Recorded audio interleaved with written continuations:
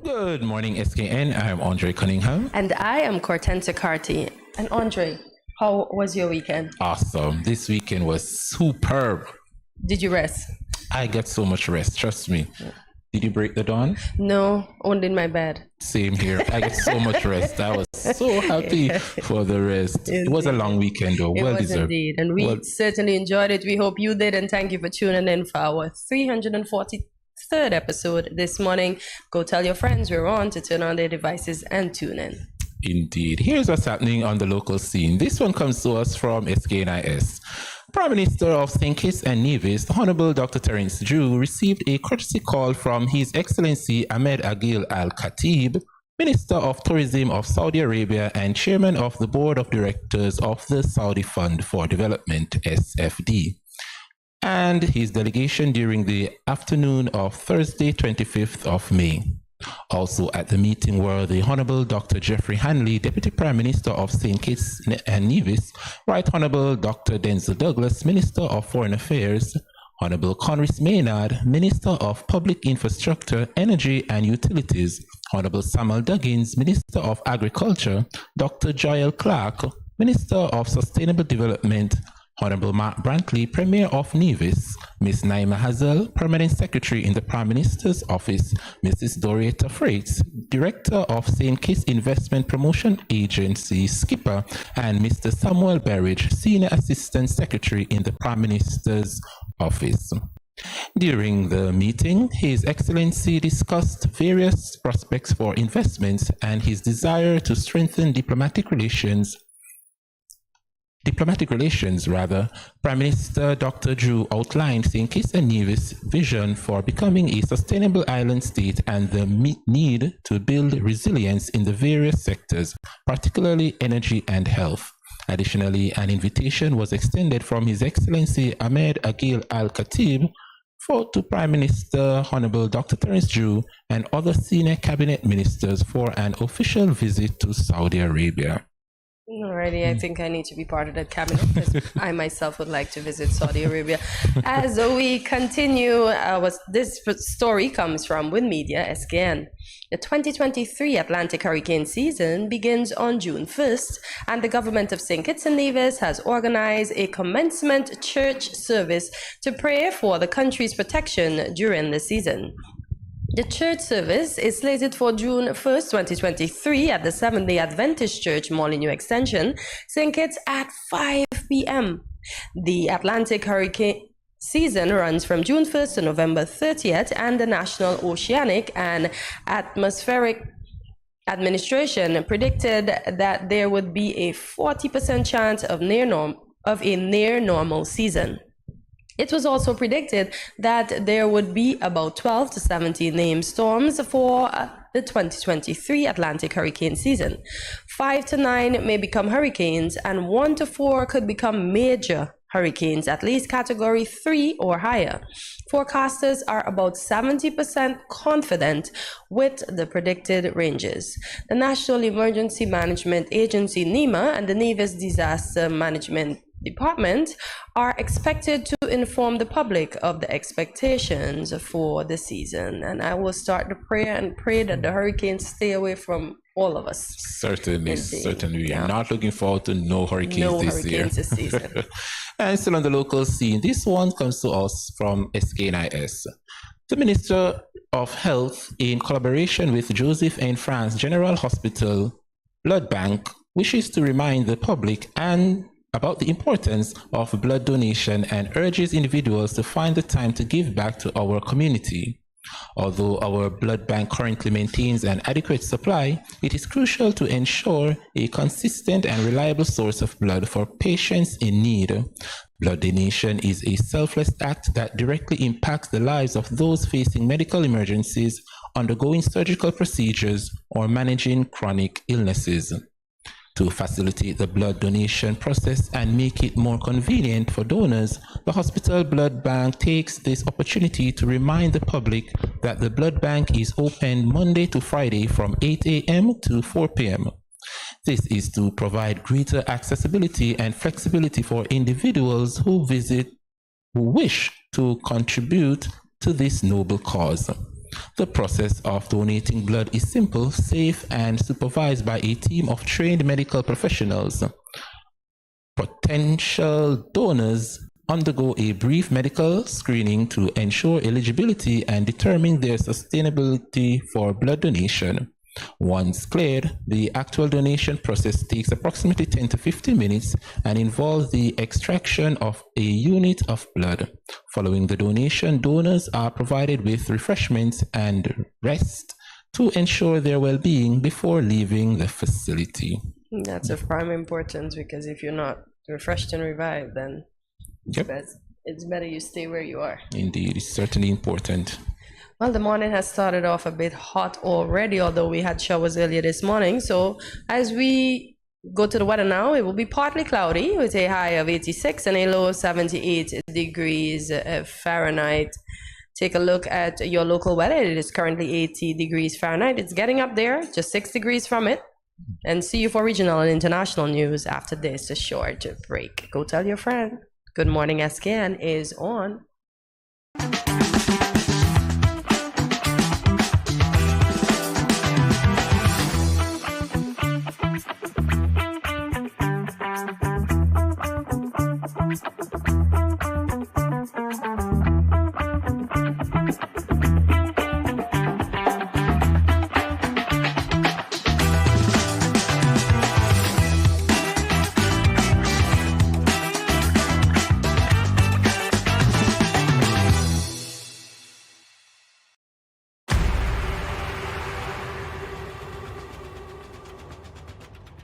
What will it take to grab the attention of someone with the power to make your dream come true?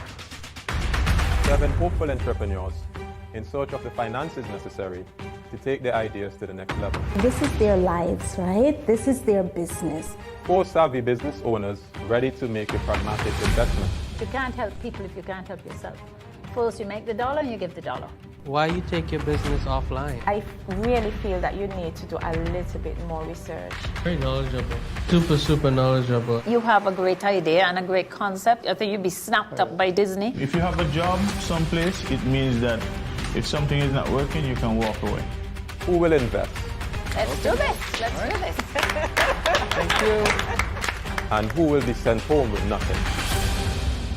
I am your host, Kevin Hope.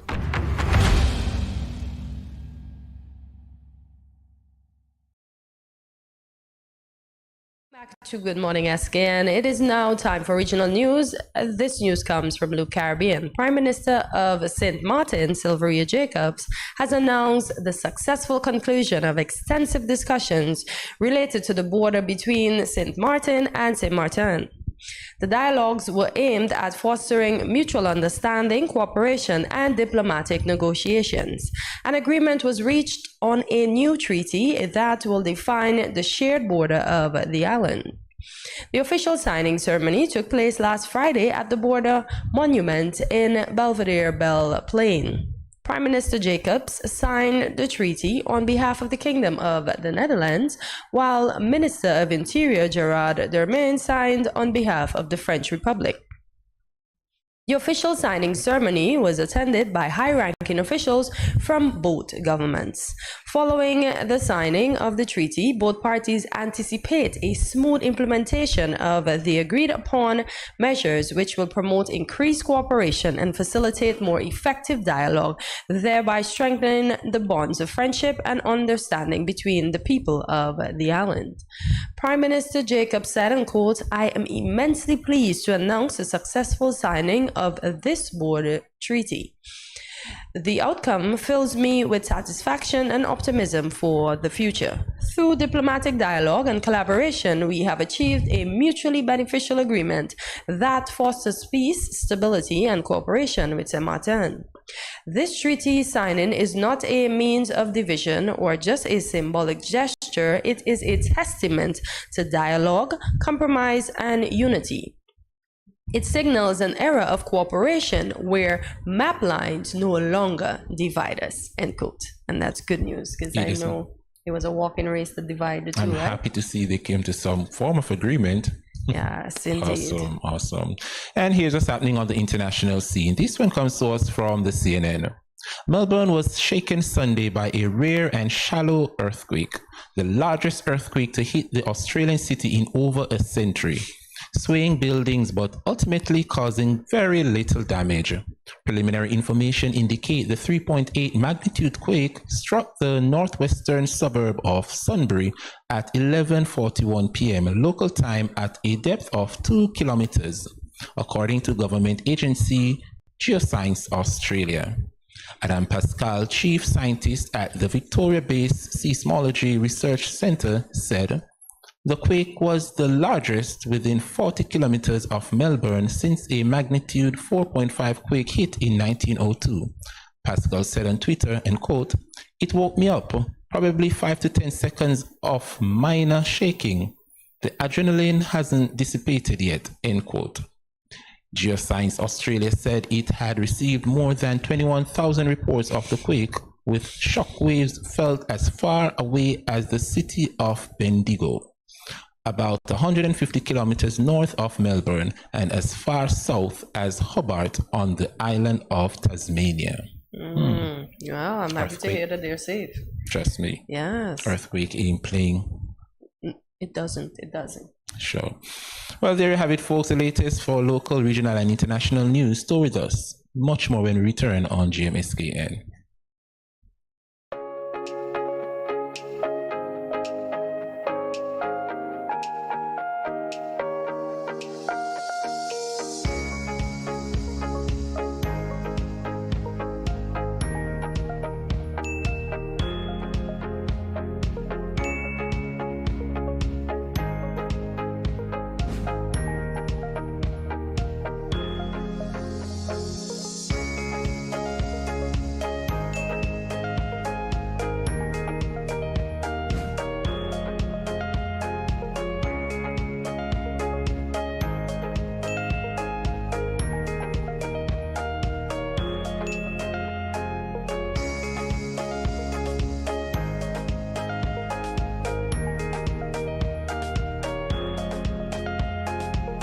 No cash, no card, no problem. JAD. Embrace the freedom.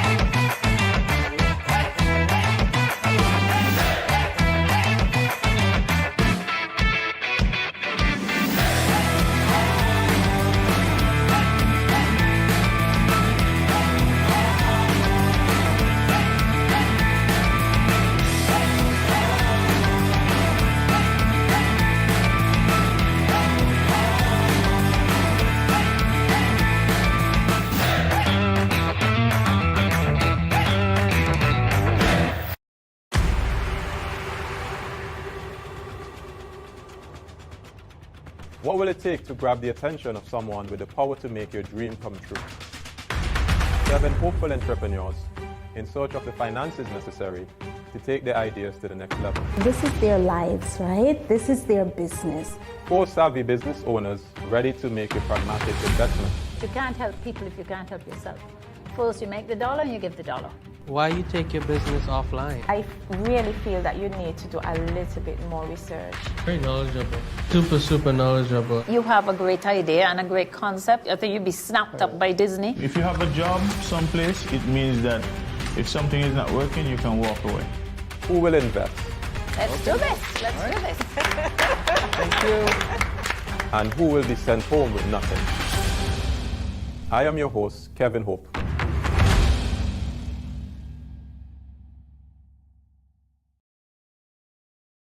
Welcome back to Good Morning SKN. Millions of people around the world suffer from a form of mental illness. Despite this fact, there is still a lot of stigma surrounding the topic.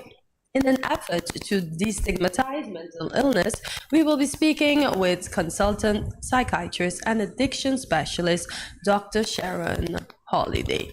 Good morning, Dr. Holiday, and welcome to Good Morning SKN. Good morning. Morning, Dr. How are you doing this morning? I'm great and wishing I was in SKN in the sunshine. Oh, well, you know, you can always come home. You can always come home. We will welcome you. So as we begin this morning, we will start with your roles and responsibilities as a psychiatrist. A psychiatrist is a medical doctor who is responsible, who has done 4 years of training after the initial medical degree, and who is responsible for assessing to patients and coming up with diagnosis through interviews, observation tests, medical history reviews, interviewing collateral sources of information such as family members and community members where possible without violating privacy in order to develop a complete diagnostic assessment and treatment planning for the patient to be able to give them the best possible course of outcome. Dr. Holiday, you just share with us the responsibilities of a psychiatrist. Could you share with us the responsibilities of an addiction specialist? An addiction specialist functions similarly. We interview patients, we come up with their diagnosis, and we work with them on a treatment plan more targeted towards the substance use. In many instances, lots of clients are dual diagnosed, and sometimes the substance use comes before the mental health disorder, and sometimes the mental health disorder comes before the substance use. But it's in those instances, we have to find which level of care is most suited for the client, whether as an outpatient or an inpatient or in a residential facility. It just depends on, at the end of the assessment, what is found. Okay. Do you think both has some form of relation to the other?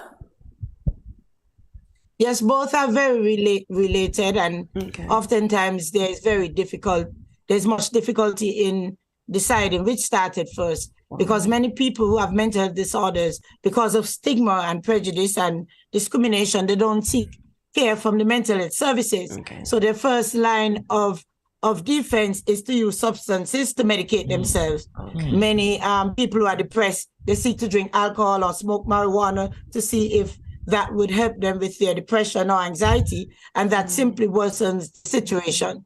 Wow. Certainly. And Dr. Holiday, can you tell us how long have you been working in this field? I've been working in this field since before 2000, but I became an official psychiatrist in 2005 when I finished the Doctor of Medicine in Psychiatry. Congrats. Okay. Is this a career you always wanted to do? Yes, I always wanted to do it, and I realized during medical school that it was the neglected profession. Many people didn't want to do it, even among the professionals. Most people didn't want to be psychiatrists, and I thought it was very much needed. As I worked and did rotations, I realized that the diabetic blood sugars were higher because they were stressed and nobody was dealing with the depression. That persons who had heart attack and stroke, that they were depressed, and that worsened their prognosis. I also realized that many medical conditions such as thyroid disease, chronic fatigue syndrome, vitamin D deficiency, vitamin B deficiency can all mimic mental health conditions. So it's very important that mental health assessments are done on persons. Wow. Interesting. Something so simple, but it's so serious. It is. So, Dr. Holiday, if someone suffers from, let's say, depression or anxiety, is that a form of mental illness? Yes, it's a form of mental health disorders. And mental health disorders, there are just simply so many mental health disorders. Even sleep disturbance is an issue that something could be going mentally wrong. And lots of people, they seek to just find sleep. But lack of sleep can be a sign of anxiety, can be a sign of depression, it can be a sign of PTSD, it can be a sign of bipolar, it can be a sign of schizophrenia, it can be a sign of even sleep apnea or something physically wrong. So not sleeping is a symptom that something is wrong. And when somebody's not sleeping, they should be properly assessed and not just seek medication to help them to sleep.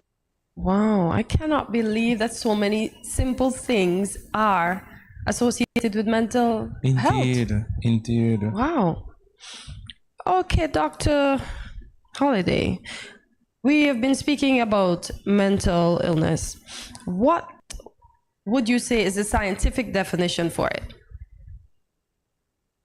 The scientific or the definition for mental health disorders are disorders where you have changes. It's characterized by disruption or changes in appearance, in behavior, in emotions, in feelings, in mood and affect, in perception, in social interaction, in thinking and cognition and memory, which result in significant distress and impairment or problems in social, occupational, and relational and spiritual functioning. Wow. That's a lot. So it's a vast group of disorders, and you recognize it by people simply by changing appearance. If somebody's manic, they might start wearing flamboyant colors. If they are becoming schizophrenic or disorganized, you may notice that they're not bathing or changing their clothes. If they are becoming manic, you'll notice that they're laughing or they're spending extra money. If they are depressed, they'll be withdrawn and isolated. Wow. Interesting. And of course, the emotions. If you are depressed, you will feel sad, you will feel neglected, unwanted, you'll have low self-esteem, your mood will be depressed. If you are manic, you'll be laughing and giggling, or you might be extremely irritable. Wow. If you have PTSD, you would have hypervigilance and avoidance of trauma and avoidance of situations. And of course, the perceptions, which is what frightens everyone, is the disturbance in your five senses, where you're seeing things that are not there, hearing things that are not there, smelling things that are not there, feeling things that are not there, and tasting things that are not there. So you have 5 different types of hallucinations, which are disturbance of perceptions that often are the most disturbing for people, and perhaps what brings the most attention to the mentally ill. Before we continue, you mentioned PTSD. I know that's normally associated with soldiers. Are they the only persons that are affected, or a normal individual who is not in the armed forces? Can they be affected with PTSD as well? Everybody in society is affected by some sort of trauma. And in fact, undiagnosed trauma, especially in children, and adverse childhood events, especially in children, can lead to a lot of mental conditions. And in fact, what they are realizing is that early trauma or trauma to children actually changes the DNA. Not only does it change the brain and the stress response, but it actually changes the DNA. And that person may be forever tainted in terms of the way they are able to respond to trauma and to have usual life events. From domestic violence to abuse of children. And children can be abused indirectly by exposure. Simply a child watching television with an adult, they're seeing things that they should not see, could permanently traumatize a child. You have children who are just totally neglected. You have children who are verbally abused, physically abused, sexually abused. I mean, the gamut of abuse in society is just great. There's so much trauma in society. And one of the first things we do when we get a patient to assess them is we look at the trauma history. And invariably, there's some sort of trauma, there's some sort of illicit touching, there's some sort of conversation where the child felt outcast or ostracized. The bullying that goes on in today's society, especially with cyberbullying and internet bullying. And, that trauma is just a very important cause of mental disorders. Wow. Indeed. Dr. Holiday, personally, I find myself sometimes talk to myself. Do you think talking to yourself can be categorized as being a form of mental illness? Talking to yourself should not be categorized as mental illness without a complete assessment being done. If you talk to yourself because you like to talk aloud and hear, I mean, when students are studying, it's good to talk aloud for reinforcement. More importantly, if it's you hear others talking to you, or if you're talking to yourself and somebody else is answering back, then you really should. There you go. I'm happy the professional. But just voicing your thoughts aloud can be good, and of course, praying aloud and reasoning with yourself is acceptable. But if you have any doubt as to your mental state, then you should, of course, seek assessment and help. Many people, everybody goes for annual checkups. Yes. Everybody goes to the dentist. Everybody goes to their cars are reevaluated every year and so on. But people do not go to do their annual visit at the psychiatrist to see if they are well.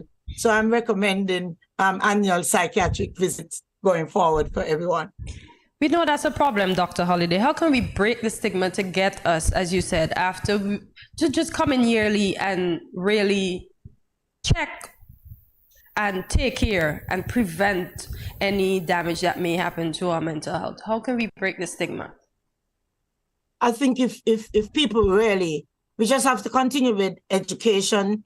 And I think if people really understood that they didn't cause a mental health disorder, and the causes of mental health disorder are biological, psychological, social, and spiritual, cultural.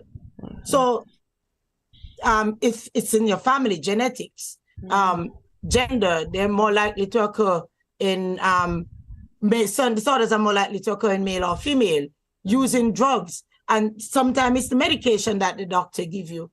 Chronic illnesses, hypo and hypothyroidism, certain cancers, certain seizures, asthma, certain medication like steroids and certain stimulants can cause the psychiatric disorders. Sleep deprivation. I just had a client who stayed up about 3 nights worrying about being able to meet their financial needs, and they ended up in the psychiatric unit.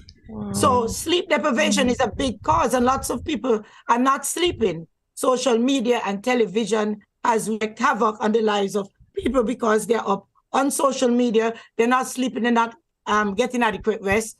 That is depleting the natural neurotransmitters in the brain and is causing people to have more on mental health disorders. Unhealthy diets can affect the way you process. Lack of the appropriate building blocks for the amino acids that make the neurotransmitters for your brain is important.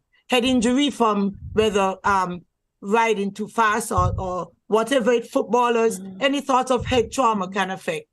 Toxins in the environment can cause mental health issues, heavy metals. Even sometimes what happens in the prenatal, perinatal period, whether your mother was sick, whether you required oxygen at birth, whether you were premature, whether you had birth trauma and precipitous labor and delivery.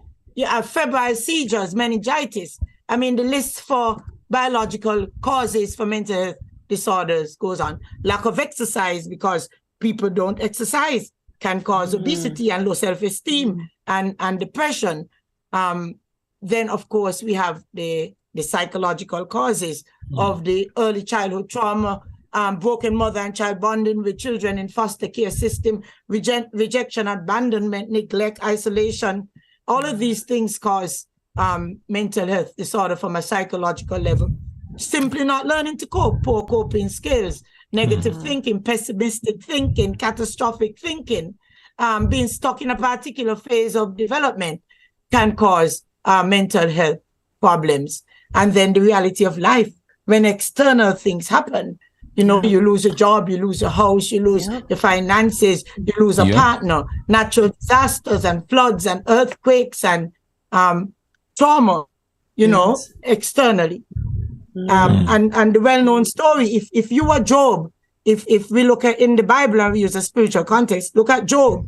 Job lost in basically a few seconds. And while he was yet speaking, and while they were yet speaking, and while they were yet speaking, and while they were yet speaking, 5 different episodes of bad information in one blow can cause somebody to be totally derailed.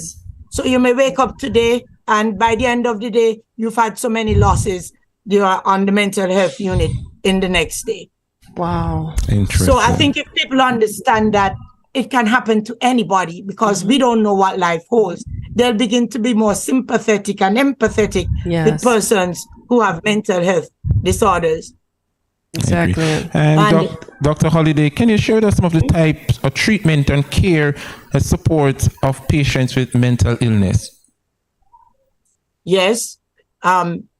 Mental health disorders, the treatment is very simple. So we said the causes are biological, psychological, social, and spiritual. So one of the causes, and I'll continue, lack of prayer and being filled with the Holy Ghost and not worshiping God.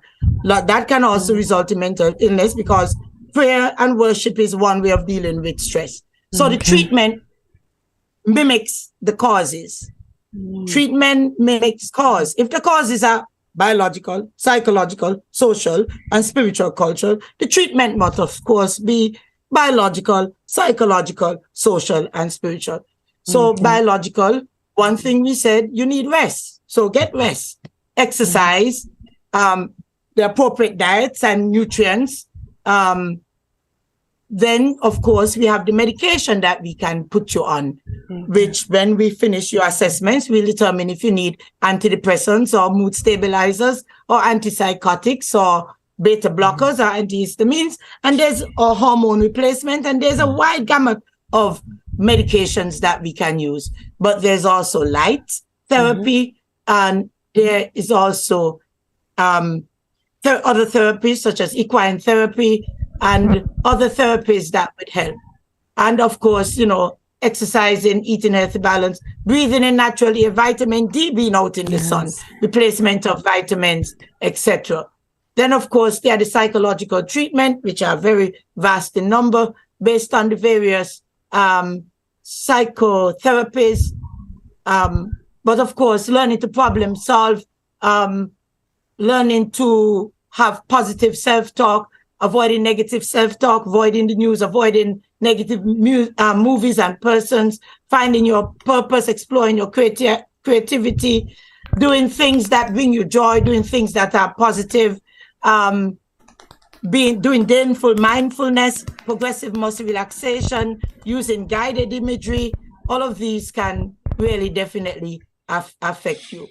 If you go to see your psychotherapist, they would do, the cognitive behavior therapist, the trauma-focused therapy, dialectical behavior therapy, person-centered therapy, supportive therapy, and many different types of psychotherapies that are available. Awesome. And then also fixing the external, getting a job is going to help. If you are depressed because you lost your job, finding a new partner if you had lost your partner. Time management may also help you, and anger management and conflict resolution. All of these things would fix the external things that are wrong with you. And of course, if drugs is a problem, you have to stop using drugs and you have to be rehabilitated from your substance use. And we said spiritual, so going to church, Bible activities, prayer, singing and dancing, and reading the word of God and being filled with the Holy Ghost will, of course, help you. Indeed. Interesting. Dr. Holiday, we want to thank you so much for sharing with us your expertise with us this morning. But as we go, can you just share with us any words of encouragement for anyone out there who might be listening and suffering from mental illness? Any form of encouragement for that individual? The words of encouragement are that you can be helped. Most people didn't bring the disorder on themselves. There's lots of good help. There's help in the Federation. The government has many psychiatric clinics. You can contact the Bastel Center, Sandy Point Health Center. There's the Council Health Center at Wade's Garden. There are other persons working privately. You can contact Medical Associates for an appointment to see me. You can also, if you can just build resilience. Resilience means that you put money in the bank. Lots of us are not putting money in the bank in terms of our mental wellness. If you can make sure that you are relaxing, if you can make sure that you are having good, healthy, clean recreation where you laugh, if you make sure that you are refueling your body, which is adequate rest, nutrients, hydration, vitamins, taking your medicine as prescribed, building supportive relationships. Lots of people spend time breaking down their relationships. Your relationships are very, very important for you to have support during your times of distress in life. If you can do reflection and see where you are, and once you think that something is not right, get help. There's help out there. You don't have to be stigmatized. You don't have to be discriminated against. Yes. I treat many people. They have very good jobs, and they do what they're supposed to do with the biological, psychological, social, spiritual approach to mental health. It's a disorder like any other, and people can do well with this illness. And finally, it is an illness that won't kill you. I've worked in mental hospitals in Jamaica. People were in there 120 years old. If you get cancer, if you get AIDS, if you get something else, you'll be taken out way before you're taken out if you get a mental health disorder. You can live a long, satisfying life, well treated, well controlled with your mental health disorder. Okay. Awesome. Dr. Holiday, thank you. Time really flies when we're having meaningful discussion, but this is where we have to leave it. We are looking forward to have another discussion with you soon and in the near future. There you have it, guys. Dr. Sharon Holiday, psychiatrist and addiction specialist. Stay with us. GMSKN continues right after this.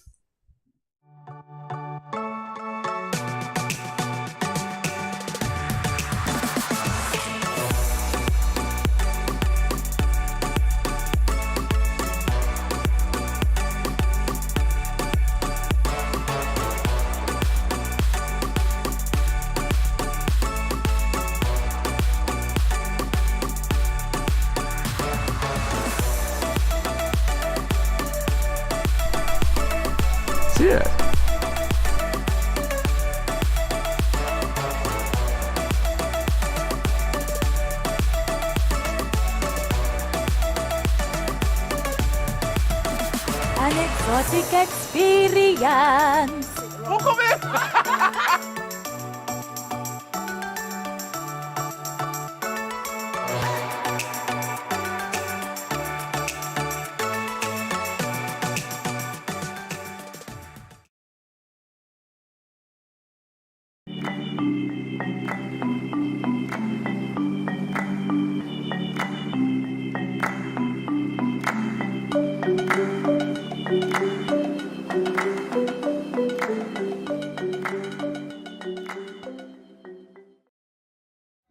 Yo, this is your boy Smiley of the Grandmasters Band, and you're watching GMSKN. Hey, wherever you are, whatever you're doing, just make sure you're watching GMSKN. What up?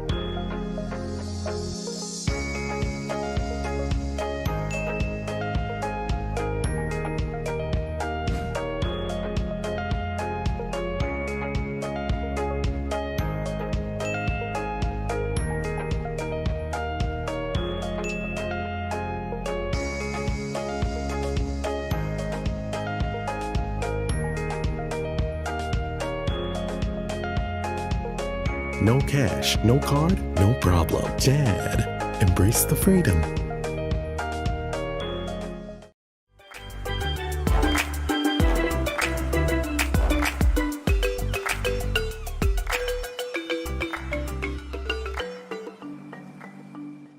Good morning, this is Carol from Lux Carnival, and I listen to Good Morning SKN.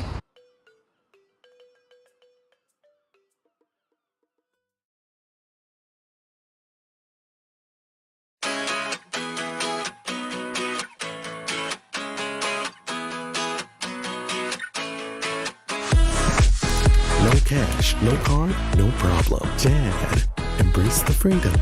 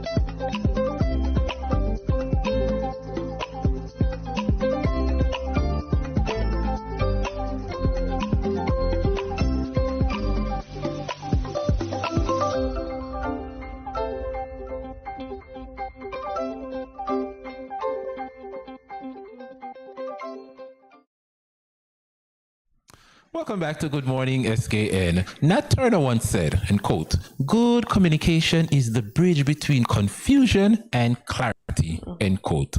In this segment of Expressions, we will be engaging communication specialist JD Keynes.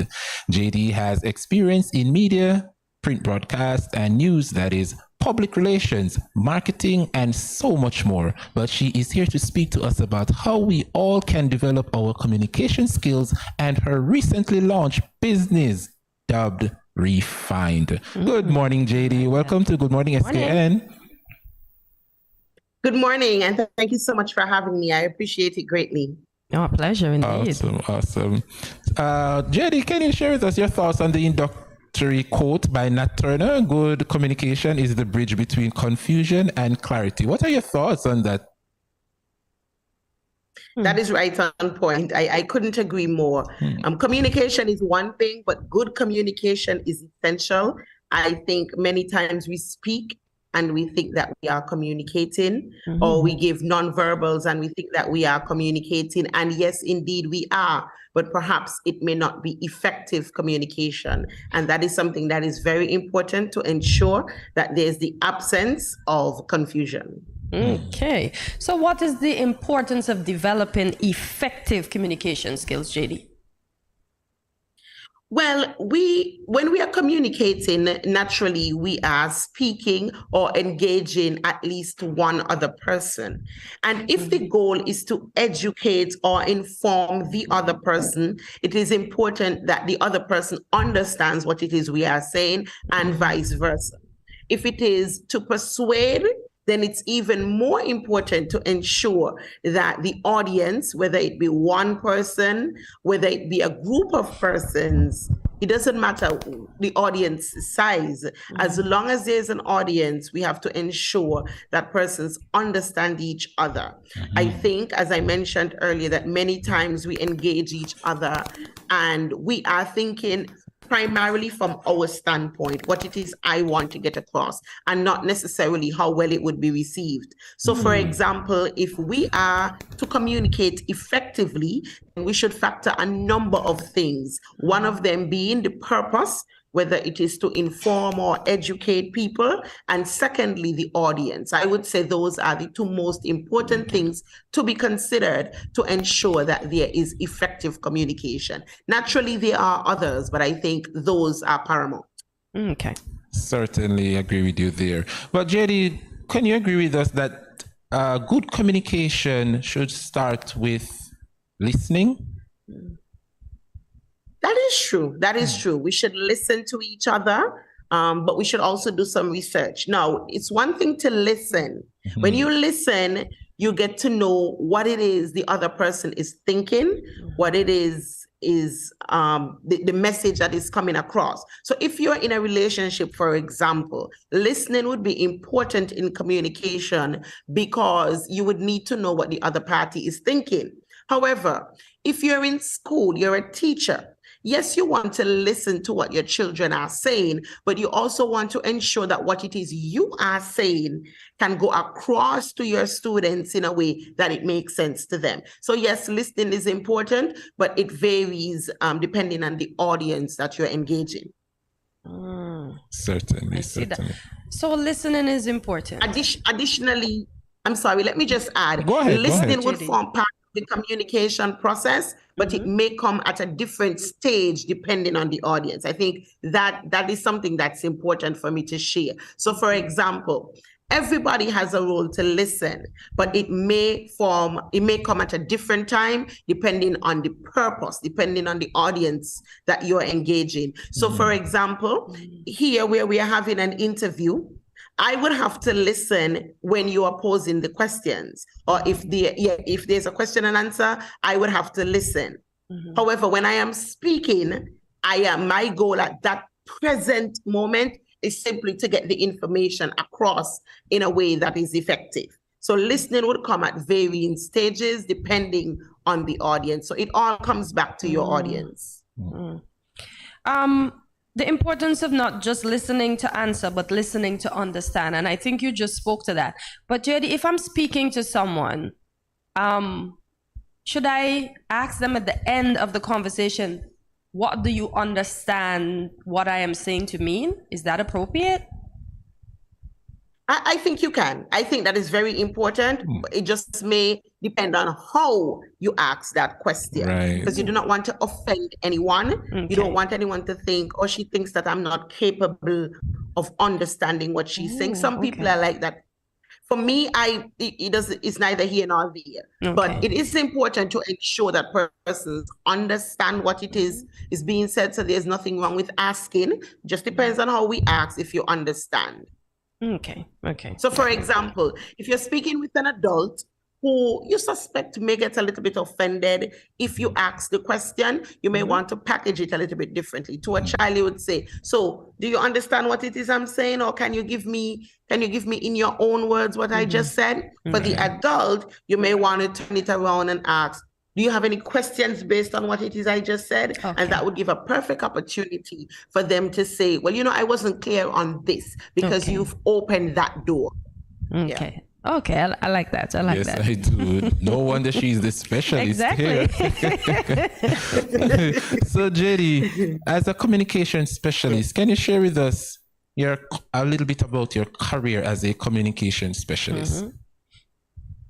Okay, sure. So recently, in a very soft way, I officially presented to the public Refined, which is the name of a new service a new company rather that I've launched, and I said softly to the public because it is actually something that I've been doing for quite some time, but I never put a name to it, and I never sought to do it in a very structured way. It's just because I live on a small island, people would reach out to me and say, JD, can you come and do a workshop in this area? JD, I want you to offer some one-on-one sessions for a contestant who's entering a pageant. That may be how persons reach out to me, or have been the way persons reached out to me in the past.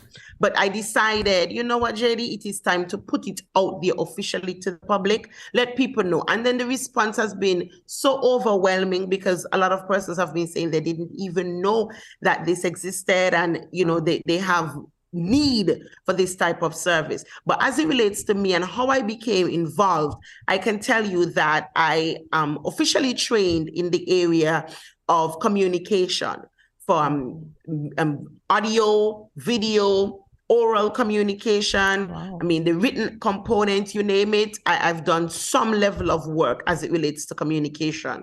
I did my bachelor's degree in communication, as a matter of fact, at University of the Virgin Islands. But prior to that, and since that, I've been involved in varying aspects of media work and public relations for some time. And then I went on to do management focusing on marketing. So there you see another aspect of communication coming out as well. And so that is what I did my master's in. So everything that I do finds itself back to communication. I've worked in the media, and so you can see that there's a communication component. I've put a pause on it, but I've done tutoring for children in the area of language arts. And again, you can see communication. So it's just something I love. People would think I love being in front of the camera more, but actually it's the reverse. I used to love being in front of the camera. I don't mind doing it, but actually I prefer doing the writing and the editing and that sort of thing in the background now, yeah. Okay, well, JD will take a short break and then we will get back to continue our engaging conversation. For those of you watching us, stay tuned. JD will be back after this short break.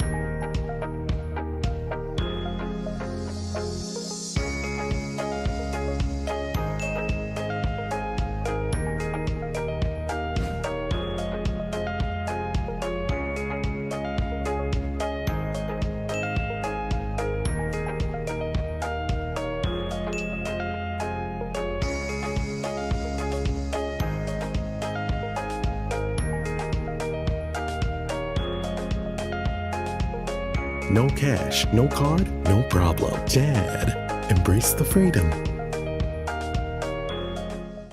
morning. Good morning. This is Karen of Paris and support from Paris, Vermont. I want to encourage y'all to sign on to Good Morning SKN every morning from 8 to 10 at Studio 327. Thanks.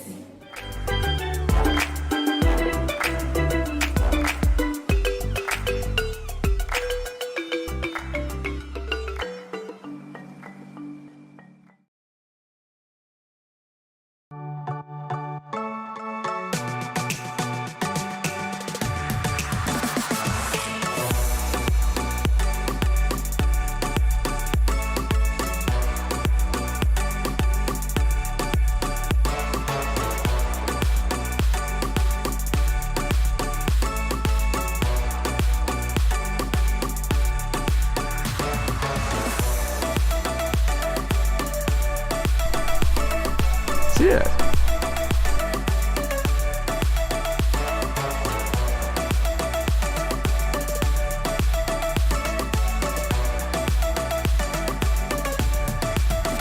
An exotic experience.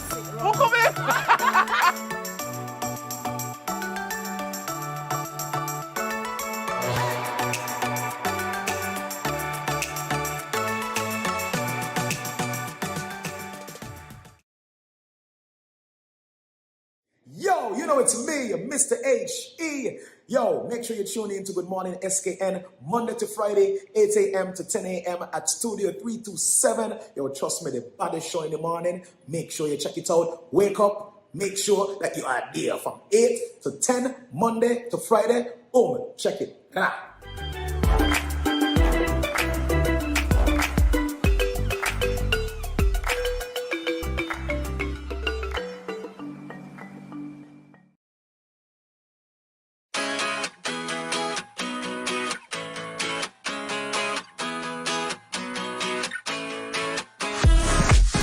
No cash, no card, no problem. Jad, embrace the freedom. Good morning, this is Carol from Lux Carnival, and I listen to Good Morning SKN.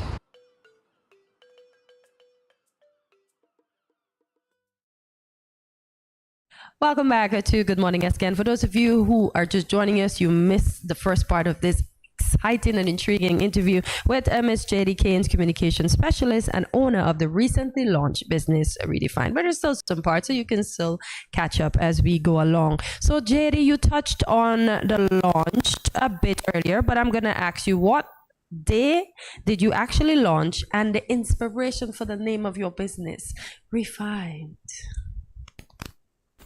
Thank you so much. I like how you say that, refine, because that's exactly what we want to do. Refine people's work. So on May 4th this year, so just a few weeks ago, I officially presented to the public. Thank you so much. I officially presented to the public Refined. I did it via social media in a very soft way by simply putting out a poster, officially letting the public know that these are the services that I offer under the umbrella of Refined. Now, I have always, as I mentioned previously, performed communication type services, or I have done this for quite some time.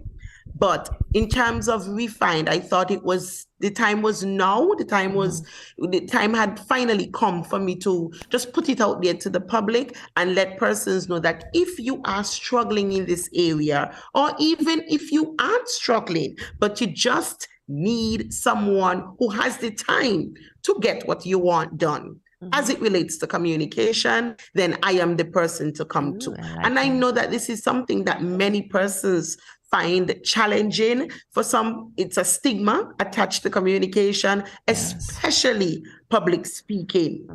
People tend to think that, oh my goodness, I can't do it, or they have the information in their heads. They just find it difficult to get it out to the public. So I try to, as much as possible, take away all of that and just essentially refine what it is they have to do, whether on paper or to a public. Yeah, like that. Refine just fit in there perfectly. Of course, of course. And with reference to your business, JD, Refined. Can you share with the public some of the services that you offered at Refined? Okay, thank you so much. Well, when you think of the word refined, you think of improving, making small changes. I mean, you're thinking of, it could be something like an idea, theory, a method, just making something more accurate, making it more subtle. Yes, that's what you think of when you hear the word refined. So with that in your mind, then I can segue and let you know how I get this done. I get this done by offering services in terms of coaching for public speaking and interviews.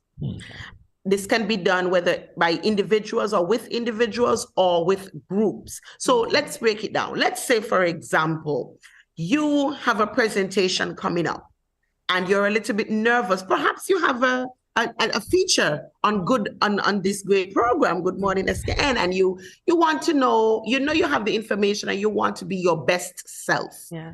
You come to me and I can help you with that public speaking. What if it's a group? So for example, you are a contestant in a pageant. And there are other contestants like you who want the basic skills, who want to have an idea of how they can enhance their presentations to the public. So you come together and you say, hey, JD, I need to offer some public speaking or interview preparation tips for us and make it, very interactive. Well, you don't even need to tell me that. I'll make it very interactive for you. So public speaking and interview preparation, those are two of the services that I offer in terms of sessions and workshops. But then there's also speech writing, advertisement scripting and editing. There's also general editorial and document review. So let's say you have a business plan.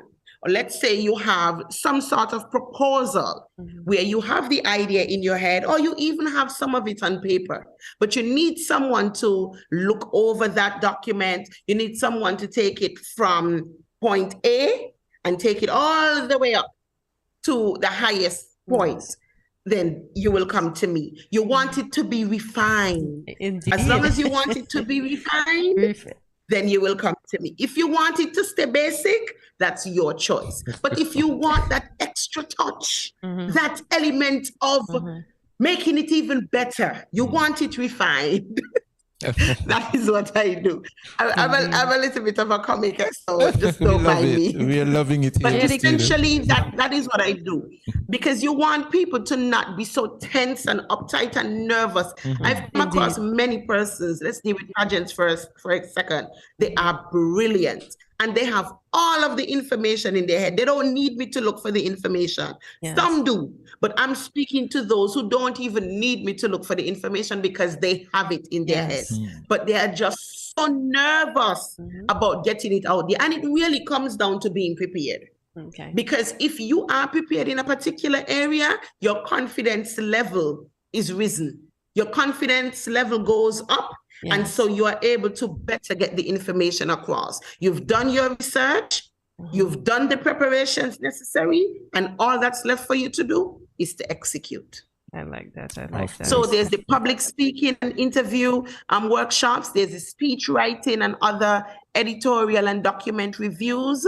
There is proposal writing and review, and there's advertisement scripting and editing. And those are some of the basics that I do. Of course, there's the general social media management and that sort of thing. But these are the areas that I push most. Of course. So JD, we have listened to you and the public as well. And for those of us that may want to get in contact with you, how can we get in contact with you? And can we also, for those of us who don't live on Nevis but want to be part of your program, can we reach you via Zoom, and what other media means, can we reach you by? Sure, no problem. So my number is 869-663-4423. I think the whole of Nevis has that number. If not, because I've had it for some time. I've had it since I was about 15 years old, and I'm way past 15 now. And my email address is my name at Gmail. So it's JD Keynes, deecaines@gmail.com. And you'll also find this on my social media page. So I have an official social media page. So if you go there, you'll find my contact information. It's JDSK Keynes. That's the name of my page. So you go there and you'll find my contact information. And yes, to answer your question, yes, I offer services via Zoom as well. Whatever works for you, we can make it happen. If you are committed and you just truly want to get something done, we will use the technology if necessary to get it done. Wonderfully said. And as we wrap this session, JD, any final words of encouragement for persons out there that is struggling with effective communication? Yes, thank you so much. I need our people to understand that the days of staying in your shell and not exploring all that you can explore because you've told yourself that you can't communicate effectively are over. Those days are over. You no longer have to stay in that shell or that bubble. I am offering a service or services to you that you can capitalize on to just enhance yourself. And you do not need to do it simply for a job. If it's something that you recognize will benefit you both personally and professionally, make that investment in yourself. And I can assure you the cost is very affordable. I mean, I'm not doing it for revenue generation solely. I'm doing it because I recognize that there is a void. I recognize that there is a need. And parents, bear in mind as well, if you did not get that start, make sure that your child or your children get it. So feel free to reach out to me if you want me to offer services to your children as well. 663-4423 is my number, and my email is jdkeynes@gmail.com.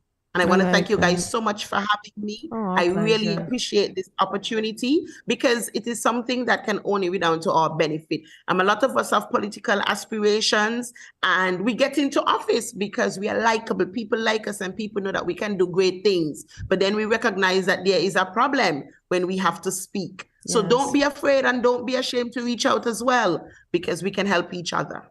I like that. So if you want to be refined, keep JD Keynes on your mind. That's it. I love that. Wow, I like that. I like that. JD, you can run with it. You can run with it.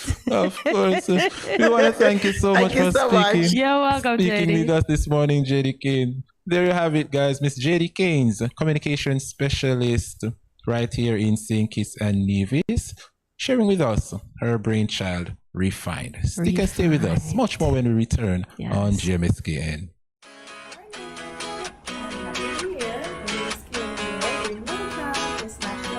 Super Queen. Good morning and Happy New Year. My name is Killeen Gale, your newly crowned Miss National Carnival Super Queen. Be sure to tune in to Good Morning SKN from 8 a.m. to 10 at Studio 327.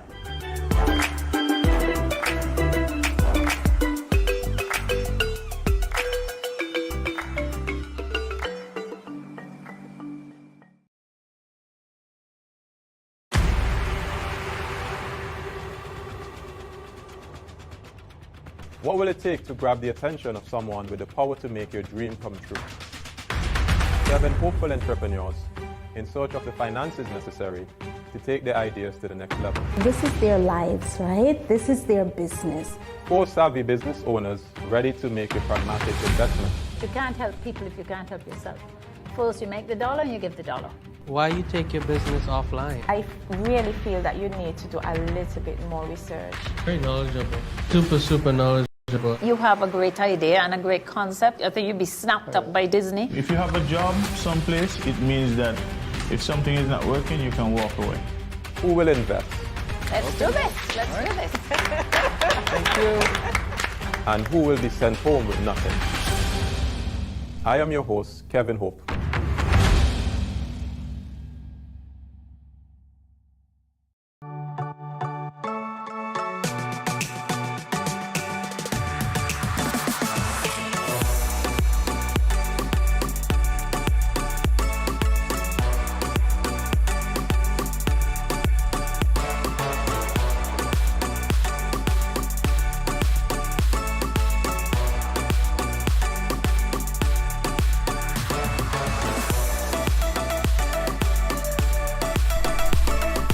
Cheers.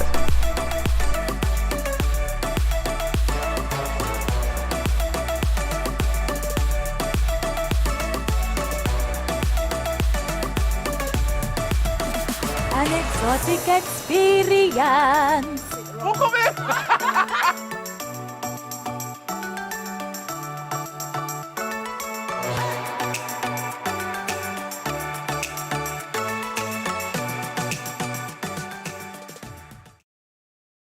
Yo, you know it's me, Mr. H.E. Yo, make sure you tune in to Good Morning SKN Monday to Friday, 8 a.m. to 10 a.m. at Studio 327. Yo, trust me, the baddest show in the morning. Make sure you check it out. Wake up. Make sure that you are there from 8 to 10, Monday to Friday. Boom, check it. Ah.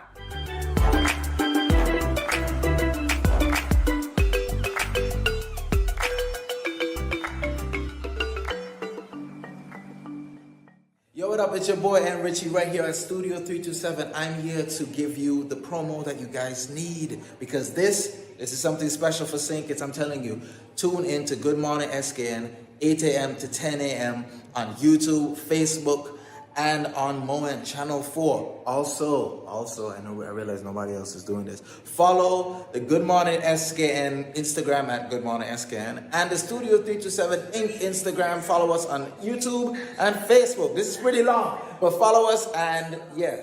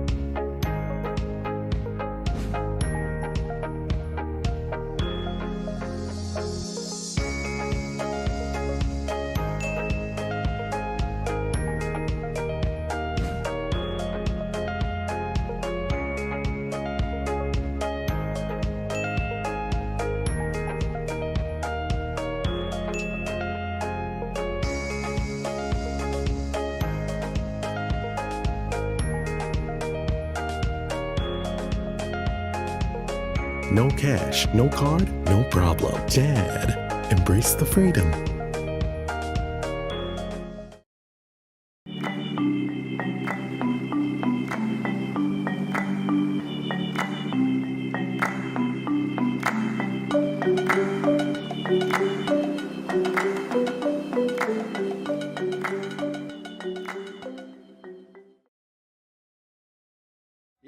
Yo, this is your boy Smiley of the Grandmasters Band and you're watching GMSKN. Hey, wherever you are, whatever you're doing, just make sure you're watching GMSKN.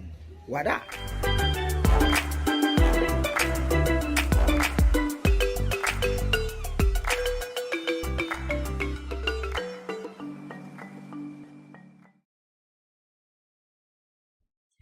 Welcome back to Good Morning SKN. This year's Special Olympics World Games takes us to a country which was admonished on June the 12th, 1987 by then President Ronald Reagan, who said to the then leader, and quote, "Mr. Gorbachev, tear down this wall." Since then, not only have those barriers been torn down, but so many others. Can you guess where? As our athletes prepare themselves to take the world stage once more, here to tell us about this and so much more are members of the Special Olympic Committee of St. Kitts and Nevis. It is our pleasure to welcome Mr. Ivor Blake, Yasmin Powell, and Deslin Hobson to Good Morning SKN. Good morning to you all and welcome to Good Morning SKN. Good morning. Welcome to all your viewers. Oh, thank you, and our pleasure having you this morning. Thank you. You're welcome. So let's dive right into it. Give us some background details on the launch of the Special Olympics Committee of St. Kitts and Nevis. Thank you. It's board. Okay. And it's organization. So we are part of the Special Olympics International. Okay. And we are programmed. So they call around the world. Okay. They call each country called Special Olympics Program. Okay. And St. Kitts and Nevis has been a member of that organization since 1983. Yeah. So this is our 40th year anniversary. This came on dawned on me just a few weeks ago. I was like, this is our 40th year. Coincide with independence. Independence, yeah. And so it started back then with a person like Ms. Clarice Cotton, Lloyd Lazar, and some others. Yeah. And the role or the mission of Special Olympics is to provide opportunities for persons with intellectual disability to be involved in sports and take part in competitions, which they don't normally have the opportunity to do. So that was originally Special Olympics. It's started by Eunice Kennedy back in 1968 when she had her first games, and with just about 1,000 athletes.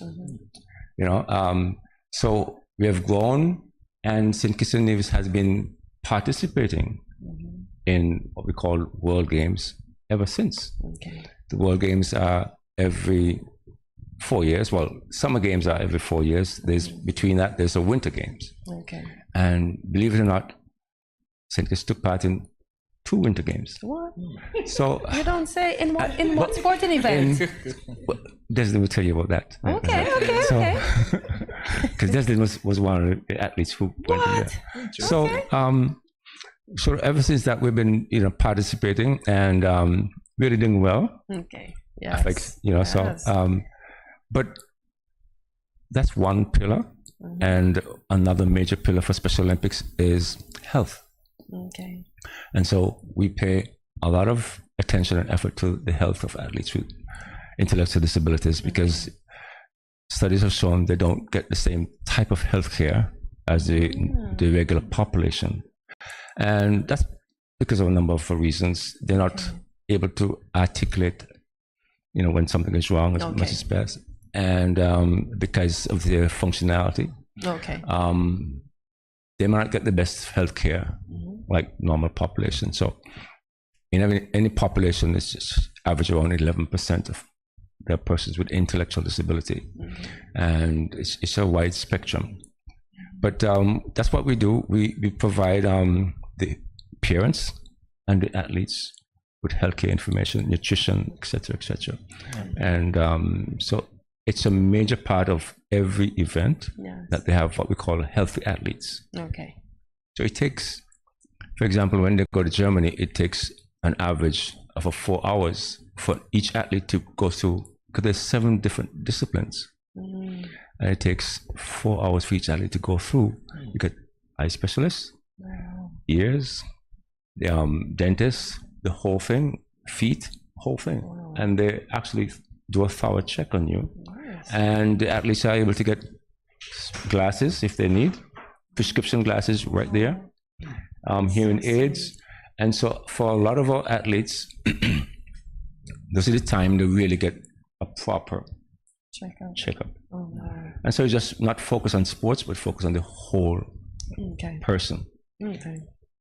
So how important it is for persons with disabilities to be a part of sporting activities? Well, it's very important. It's as you know, health is key to any nation, any community.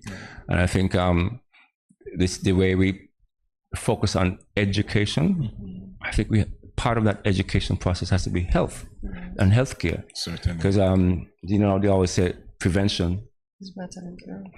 And so we focus a lot on caring for sick, but we need to focus a lot on prevention. So that we have less sick people. And as far as education and exercise is concerned, two of them really works better together. So that's what we're focusing on, trying to get healthy persons. Okay, so I'm going to bring the ladies in on this conversation. Deslin, are you ready for me? So Deslin, you participated in the winter sport. We do not have sport winter. We do not have snow here in St. Kitts. So tell me, what winter sport event did you participate in? Floor hockey. Did you say hockey? Yeah, floor hockey. Oh, okay. And I play bocce and swimming. Okay. And can you tell us how well you did in those 3 activities?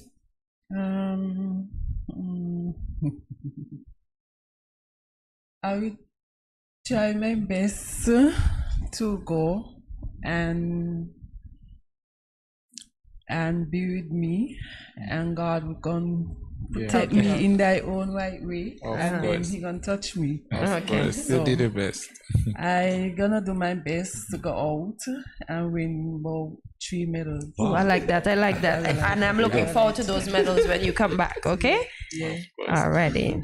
So can you share with us what's the registration process like for the Special Olympics?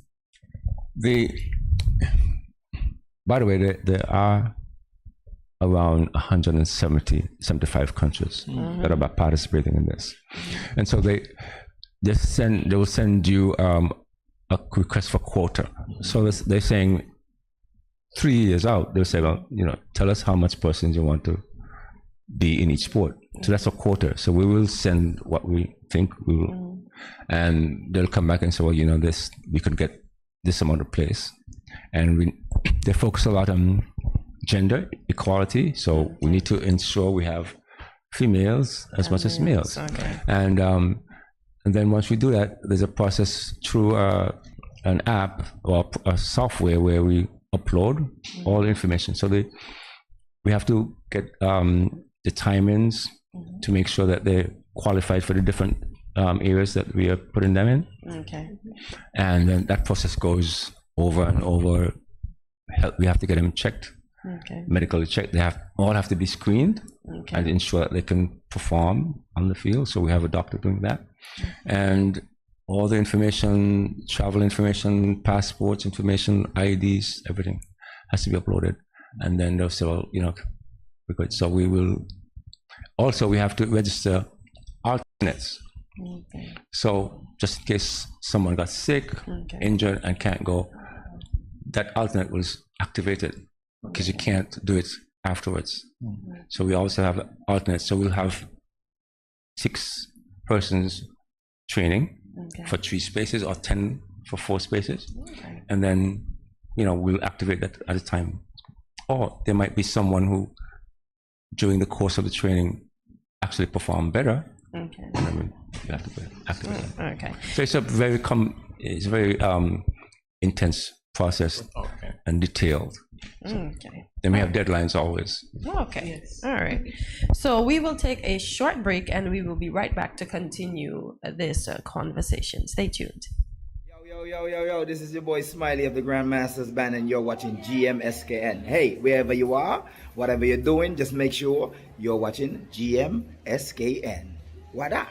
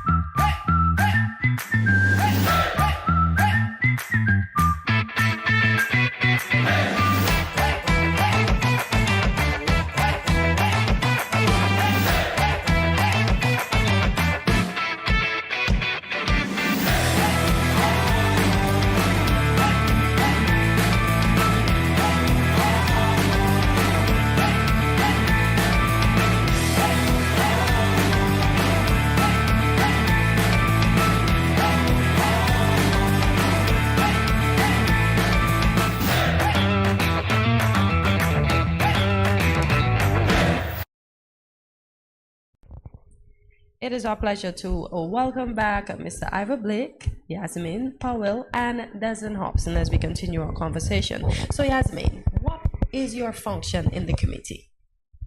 Hi, good morning again. I've been with Special Olympics almost 12 years. Wow, actually. Congratulations. Yes, as a swim coach. Okay. We started at the OTI pool, and then after OTI closed, we then went into the sea. Okay. So that is where we practice presently. We have some days in the sea, and Royal St. Kitts has now allowed us to use their largest pool.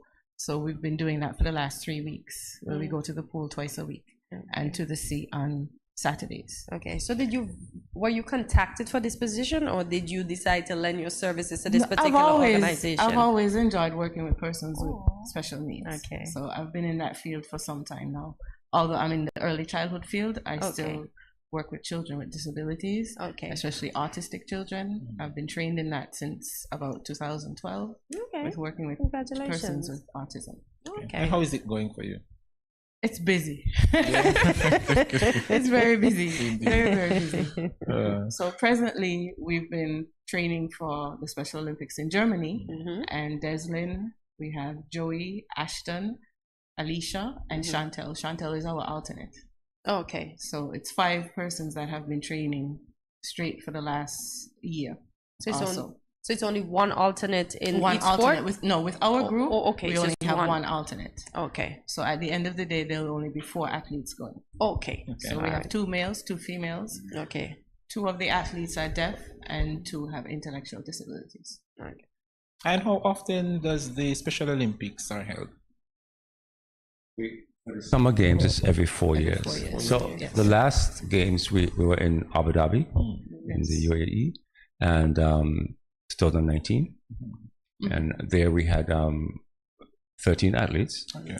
Yeah, but we had in athletics, cycling, triathlon, bocce, swimming, and tennis. Interesting. And well, needless to say, we had 8 gold medals. We brought back 8 gold medals in every sport. Congratulations. Thank you. So the athletes do well, considering, and in Special Olympics, the athletes compete with athletes of their own competency. Yes. And so for the first time, we participated in cycling, like a cycle team, and triathlon, and I think to date we are the only Caribbean country participating in cycling. Oh, it's small, but indeed, Talawa. Yes, Indeed. Yes, indeed. I noticed for the upcoming games, you had some training sessions where some of the athletes from St. Kitts went over to Nevis. How have those training sessions been going, and has athletes from Nevis come over to St. Kitts to participate in training sessions as well? Absolutely. So we have, like we said, for this game, we're participating in athletics, cycling, swimming, and tennis. Yeah. So we have athletes coming from Nevis every week to train. And incidentally, this World Games, the tennis will be held on clay courts. Yeah. So as far as we're aware, the only clay courts we have available is in Four Seasons in Nevis. Yes. So we had to ask Four Seasons if we can get our athletes, because the clay court is a different surface. Yes. And the bounce and movement on that surface is different to the hard court. And so in order for our athletes to get training on that surface, which they're going to be in the competition. Yeah. So we've been going over there for the past 3 weekends, going over there and practicing on those courts. Okay. So again, we want to thank Four Seasons for allowing us to do that. And as Yasmin indicated, we have swimming. Well, there's no pool in St. Kitts. So we action around for persons or institution that has pool. And so at the last moment, Royal Hotel sweet of them. agreed to allow us for 2 afternoons, I think. Yes, Tuesdays and Tuesdays. Yeah, okay. To come to the pool. Yes. And in the afternoon for 2 hours and train. And it's made a great difference. And so because those are the conditions that we will be competing in for real. Yes, indeed. But we have to make do. And Wow. And that pool is only 13 meters. Yes. So for them to do a 25, they have to do it double. Okay. For those athletes who are doing the 50 meters, they would have to do it 4 times in order to get the proper timing to put in for Berlin.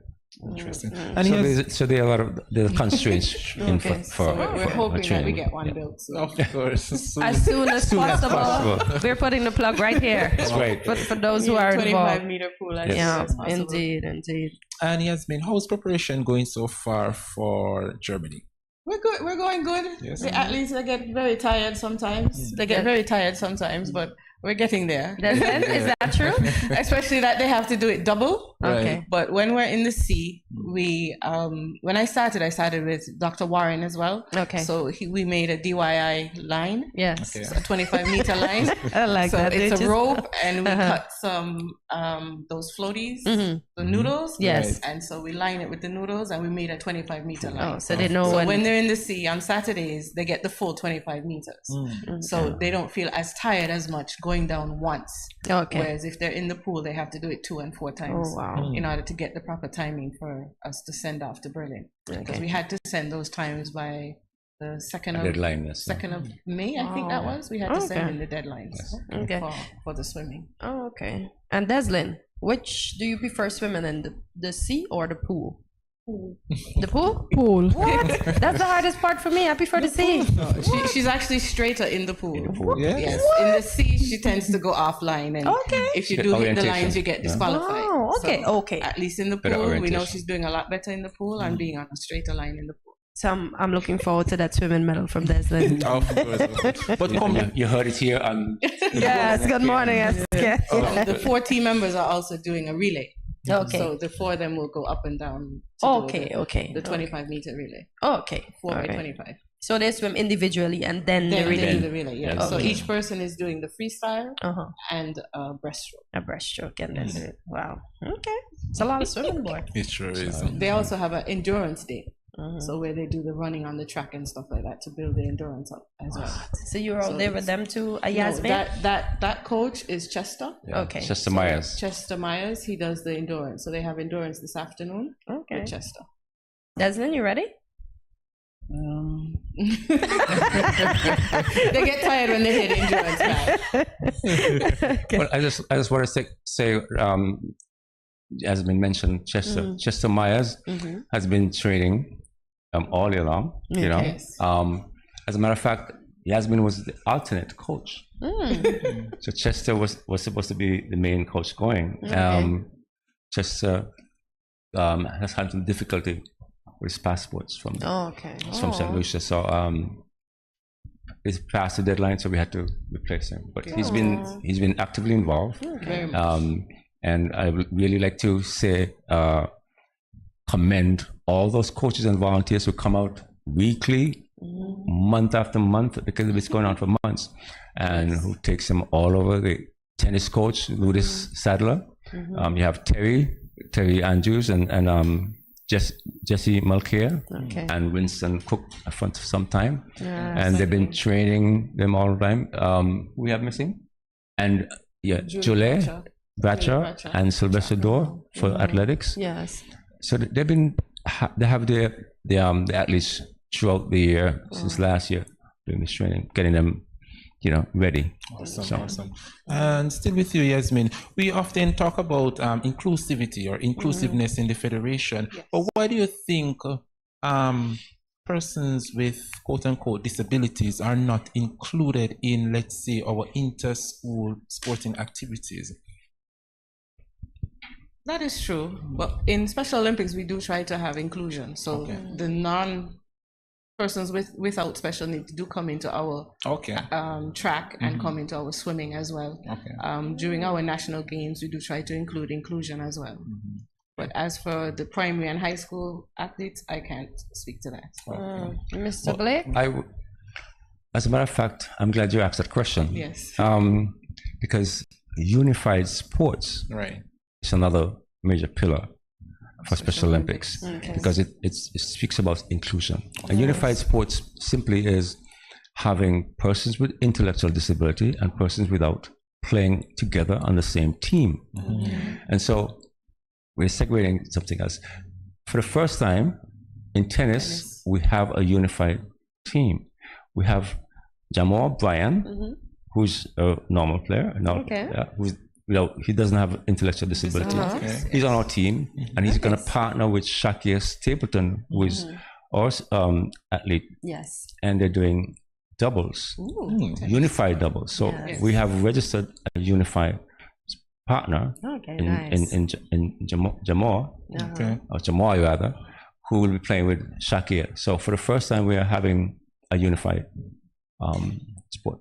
I like that, and I like that it took the Special Olympics to put that initiative in place, and that we didn't see that before, that we could have included them in our normal sports we've been as well. advocating for that, and for the first time, good stuff. The Character Games, which was held in Bahamas this year, featured Special Olympics athletes for the first time. And we're hoping that that will go on. And for future, regional games will have persons with intellectual disabilities. Yes, indeed. So we're hoping that we start that trend. So just this weekend we had football, which was inclusive. Yes, I think students we spoke from different schools. Is his name Jamie? I can't remember. Jamie. Yes. Oh yes. Jamie was on last December.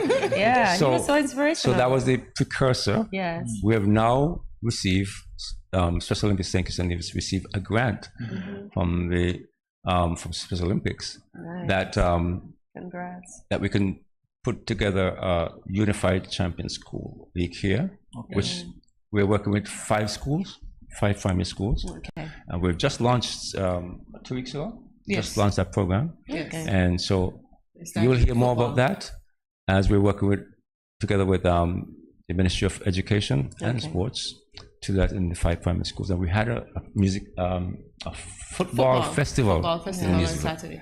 On Saturday. We had teams from the 5 schools playing together at the gardens. Nice. But we hope to talk about that in a different. Of course. Later. Of course. That's right. Andre, before you continue, we see the importance of establishments contributing to the Special Olympics. Royal St. Kitts, we saw with the pool, and I'm trying to remember the other establishment that you mentioned. Four Seasons. Yes. Okay, with the clay court. Right. How important is it for governments, organizations, and individuals to contribute towards the Special Olympics? I know the parents aren't charged a dime, and for those of us who are watching and still may want to contribute to the road to Germany, how can we do so? So Special Olympics, like you said, we don't charge the athletes. Even when we take them to Barbados for the visit, we pay for the whole thing. And so we depend a lot of support from members of the community, from government, from business places, and individuals. And so I'd like to ask anyone out there, business places who look in an area to provide support, to come on board. My number is 662-5453. Call me, or Miss Clarice Cotton anytime at 668-2721. I can't remember these numbers. but yes, please come on board and support and help us in any way, in kind or with funding, because it's really important that we do so. That's why we get to do these things and take people like Deslin to places. And for some of our athletes, the only time they get to travel is when they're going to games. And they get to travel for far off places. So it's always important for us to have that fund coming in for us to do that. Indeed. And as we wrap, can you share with us what's next for the Special Olympics St. Kitts Nevis? Okay, so we talk about sport. We have a lot of things happening at the same time. This is a year-round thing. It has been week after week, whether there's a competition or not. And it's an opportunity for the athletes to get out, get out from home and be participating and exercising. And so we're going to the World Games now. We will have in 2 years, the last year we were at the USA Games for the first time. And that's where we have all the states have their national game, because each program, each country have a national game. And we're part of that. So there's a competition in Curacao later this year, beach games. Beach games in Curacao. So there's always opportunities, you know, and we keep working towards, we have the Family Health Forum, where we organize, we got doctors and dentists and nutritionists involved, and we have a forum where we get the families. Yes. And we teach them and provide awareness to them. So there's all type of activities. Okay. And we just mentioned the Unified Champion Sports schools, which we just launched. And so that's another avenue where we will be promoting inclusiveness, acceptance. It's all about that. And that's for the whole, our whole community, government, everybody. We want to include everybody and not leave anybody out. Indeed, indeed. And as we wrap, as I said earlier, that's your camera there, Mr. Ivor. Can you share with the audience? Because I know the community is a non-government, or it's an NGO. Can you share with them? How can they donate? How can they contribute? And for persons who are watching and want to be a part of who probably have a disability and want to be a part of the team, reach out to them and just share with them how they can contribute or get in touch with the committee. Thank you. We have a Facebook page. It's Special Olympics St. Kitts and Nevis. We could use that social media to contact us. We also have we have a email. We have my numbers, which I just gave, and we can contact anyone at the Cotton Thomas Comprehensive School. They'll be able to provide you with information. And also, we want to reach out to everyone to support whatever activities come out and support. We'll be having a presentation dinner on Saturday. We get all the families and the delegation together along with some sponsors, and just to present them and to get them, one last thing before they go. I think it'll be a wonderful event. And I want to thank Ministry of Sports, the Ministry of Education, the Prime Minister's Office, Social Security, and all those persons in the community, Washington University, all those in the community who have stepped up and come out to support. We're always looking for volunteers, by the way, whatever areas. And for those parents out there who have children who have any sort of disabilities, please get them out, let them get outside and come and enjoy sports with us. Very well said. Very well said. And there you have it, folks. We want to thank you, Ivor. We want to thank you, Deslane, and I want to thank you, Yasmin, for coming in this morning and share with us. Yes, indeed. And we wish you nothing but the best in the upcoming games. Yasmin was just reminding me that on next Sunday, the 4th, on 4th, we're having a church service at Antioch. And it's part of our 40th anniversary, and also for us to get together and fellowship. And that's on Sunday coming? Sunday the 4th, yes. Okay. Some of us leave on Thursday the 8th. Desmond and I, about 6 or 7 of us, leave on Thursday, and the next group leaves on the 10th. Yes. Okay, well, safe travels. Thank and you. we're Thank you looking so much. forward to those medals. Okay, Desmond? Of course. But not putting too much pressure on you. Bring home that gold. And there you have it, folks. Stay with us. GMSKN continues right after this.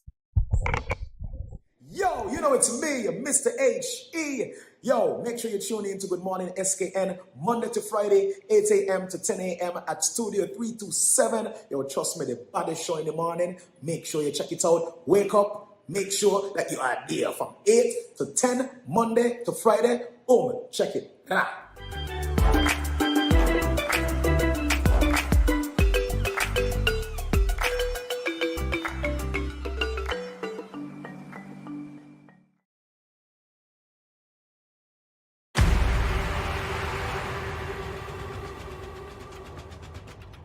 What will it take to grab the attention of someone with the power to make your dream come true? 7 hopeful entrepreneurs in search of the finances necessary to take their ideas to the next level. This is their lives, right? This is their business. 4 savvy business owners ready to make a pragmatic investment. You can't help people if you can't help yourself. First, you make the dollar and you give the dollar. Why you take your business offline? I really feel that you need to do a little bit more research. Very knowledgeable. Super knowledgeable. You have a great idea and a great concept. I think you'd be snapped up by Disney. If you have a job someplace, it means that If something is not working, you can walk away. Who will invest? Let's do this. Let's do this. Thank you. And who will be sent home with nothing? I am your host, Kevin Hope.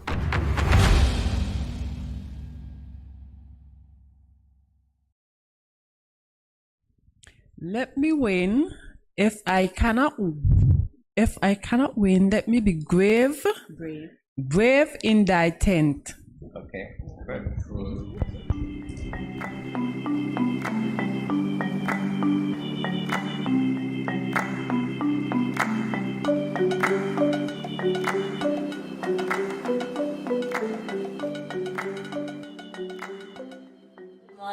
Good morning. This is Paris and support from Paris, Vermont. I want to encourage y'all to sign on to Good Morning SKN every morning from 8 to 10 at Studio 327. Thanks.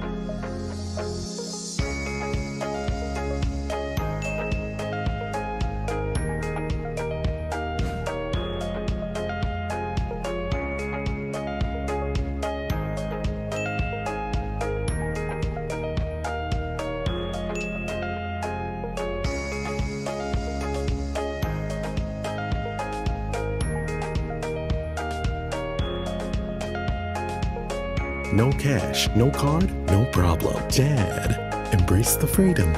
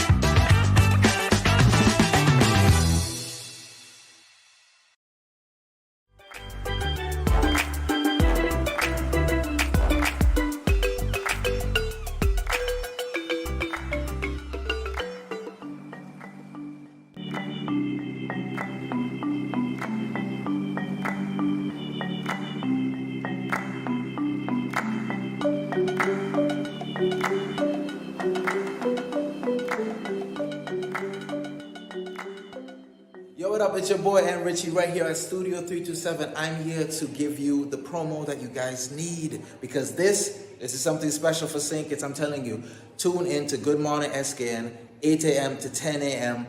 on YouTube, Facebook, and on Moment Channel 4. Also, I realize nobody else is doing this. Follow the Good Morning SKN Instagram at Good Morning SKN and the Studio 327 Inc. Instagram. Follow us on YouTube and Facebook. This is pretty long, but follow us and yeah.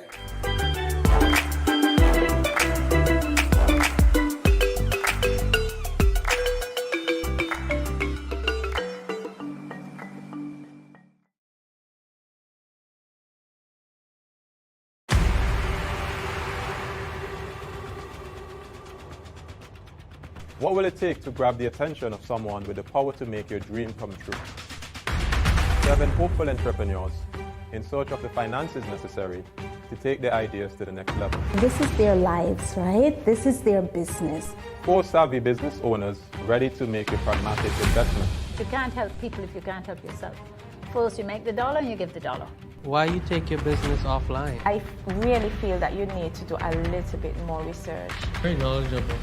Super knowledgeable. You have a great idea and a great concept. I think you'd be snapped up by Disney. If you have a job someplace, it means that if something is not working, you can walk away. Who will invest? Let's do this. Let's do this. Thank you. And who will be sent home with nothing? I am your host, Kevin Hope.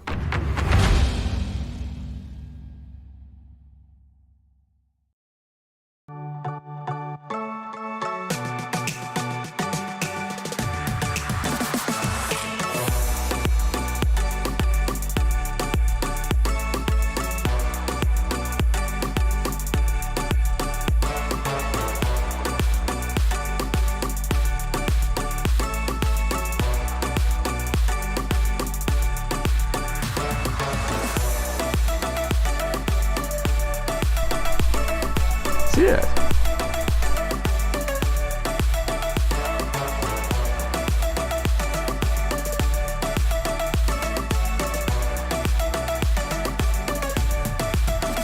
An exotic experience.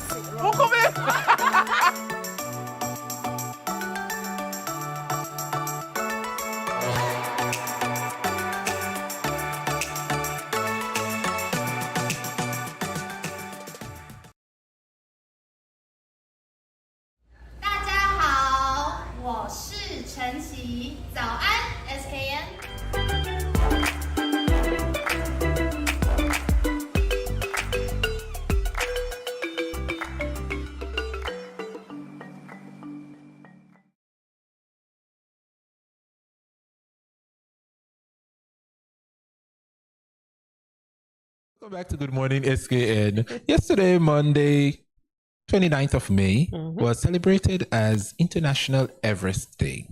On that day, 70 years ago, Sir Edmund Hillary of New Zealand and Tenzing, Norway, Sherpa from Nepal made the first summit of Mount Everest, which has an elevation of almost 9,000 meters. Wow. In honor of this worldwide celebration, we will be looking at 8 of the highest mountain ranges around the world. 8. I hope Mount Laimiga in this cut. Oh, Jesus. Yes, you really I think need so? to see me some Mount But Laimiga. you want Mount Laimiga, you're forgetting our next door neighbor. Who that? Nevis. Nevis Peak? Yes. Oh, How could yeah. you forget? I hope Nevis Peak and... Inclusion is the word, right? We That's have it. to include all the mountains in the federation. I agree. Yeah, I agree. all right. So but I let's hope see. Nevis Peak and Mount Laimiga make the cut. Let's see. Looking forward to that. Nangchen, Tangla Mountains. I wonder where And this where is. is this one? Okay, there we go. The Nangchen Tangla mountain range is about 1,000 kilometers in length, with its highest point being Mount Nangchen Tangjita, which is 7,090 meters. And where is this one? Very high. Or see, it's 620 miles up. Wow, look at that. Oh, the Kunlun Mountains. Where are these located? Never heard of these. They sound like somewhere in Asia. Right. So the Kunlun mountain chain is one of the longest mountain chains in Asia. Ooh, look at me being smart. Extending for more than 3,000 kilometers, that's 1,900 miles. This chain also forms the northern edge of the Tibetan plateau south of the Tarim Basin. Kunlun Mountains. Kunlun. It's just this is just in my head. I'm seeing this big fluffy bison. You know the bison from Avatar. Right. Yeah, I'm just seeing this big bison flying over the mountains. My cartoony mind. That's all. Yeah. So and the it's Kunlun. indeed in Asia. In Asia, yeah. Just the word alone made me thought that's where it was. Number 6, Kakshal 2 Mountains. The Kakshal 2 Mountain is a large mountain range in central Tian Shan. It stretches for a length of 582 kilometers. The highest point in the range is Genshi Chokchokshi, which is 7,000 meters or 24,406 feet. You never told me you spoke Chinese. I tried. These Asian words. Kakshal 2. But it's fascinating. Okay. It's fascinating how, I mean, you'll see the mountains and then well, not the cloud, but the snow, The how snow, it sits yeah. on top of those. Look at that. Look at that. beautiful. And look at the colors. Wow. Dashu Mountains. Dashu. This is a nice name. So the Dashu Mountains, or the Great Snow Mountain, is the 5th highest mountain range in the world. It lies entirely within China in the southwest Chinese province. Mount Gonga represents the peak mountain of the range with a height of 7,556 meters or 24,790 feet. And I hear Gonga and I think Godzilla. Just because of where it is. Wow. The Pamir Mountains. The Pamir Mountains put together form the 4th highest mountain range in the world. The range is a direct neighbor to the Himalayas, the Karakoram, as well as the Hindu Kush. The Pamir Mountains are famous for having the world's largest mountain convergence zone. The highest peak in this range is the Congo Ta, which heights being 7,649 meters or 25,095 feet. Wow. Way to go, Pamir Mountains. Look at you with your pronunciation, the Congo Ta. Congo Ta. Pamir. Oh, this one sounds like it's still in Asia, but the Hindu Kush. Easy. So you see that's somebody's name. Somebody's name is Kush. Yeah, so the Hindu Kush is mostly located in Afghanistan. What? And I thought it was in Asia still. So the Hindu Kush is mostly located in Afghanistan. Its peak, the Teresh Mare, which is 7,708 meters, is located entirely in Pakistan. So where is it really? Its name, Hindu Kush, can be translated to killer of the Hindus. Dun dun dun. We don't need that. Really? Killer of Hindus. So now when I see the name Kush, I have to think he's a killer of Hindus? I wasn't done with that one just yet. But look how beautiful it is. Okay. This may be because the countless deaths of people trying to pass the mountain range due to its harsh conditions. Now I see. So that's why it's called the killer of Hindus. Okay. I just want to make sure the Kush isn't the killer of Hindus, you know? Yeah. The Karakoram or K2. This sounds lethal, boy. Karakoram or K2. The range begins in Afghanistan and stretches over areas in the territories of China, India, Pakistan, and Tajikistan. The range's peak mountain, the K2, is the 2nd highest mountain on Earth with a height of 8,611 meters or 28,251 feet. The name Karakoram is Turkic and can be translated to black gravel. Oh, nice. I can imagine how nice that looks. Yeah. Fascinating. And look, it's located in what, 4 countries? 4 countries, yeah. Like, this is a whole... It's pretty though. It is. Like, I have some friends that fly in Dubai, and one particular captain, when he puts up the pictures of these places that he fly over, I'd be like, always, where's this? Where's that? Where's that? And it's magnificent. It is. Imagine the view they have from up there, and then you get to these places and you actually get to go and experience what these countries have to offer. And this is one little mountain, huh? It sure is. Ooh, the Himalayas. Everybody know about the Himalayas. And the Himalayas is number 1. Yeah. Where supposedly what do we call him? Bigfoot lives. The mountain lies on the border of Nepal and China. The Himalayas stretch across 5 countries, which include Bhutan, China, India, Nepal, and Pakistan. The range also separates India from the Tibetan Plateau in China. The name Himalaya is derived from the Sanskrit words Hima, which means snow, and Alaya, which means receptacle. So its name can therefore be translated as snow receptacle, or on the other hand, abode of snow. I like this. Abode the Himalayas. of snow. Abode Himalayas. Pretty, huh? It is beautiful. Imagine an avalanche coming down that one. But that's it?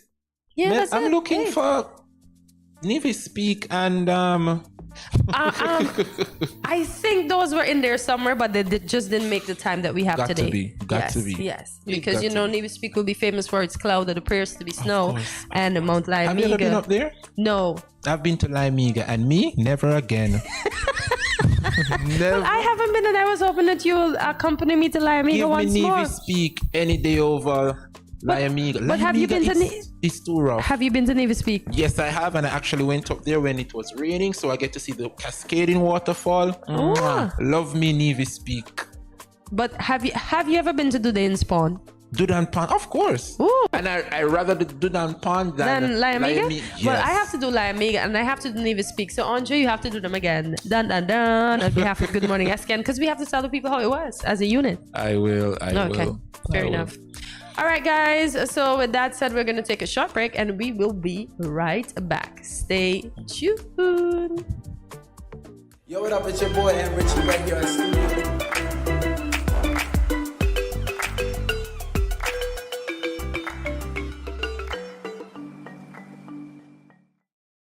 All right. Welcome back to Good Morning SKN, and guess what, guys? That's it. That's the time we have for you today. Time That's all really we have. Flies. When we're having fun. Definitely. It's that time we say, so long. Farewell to you, my friends. Goodbye.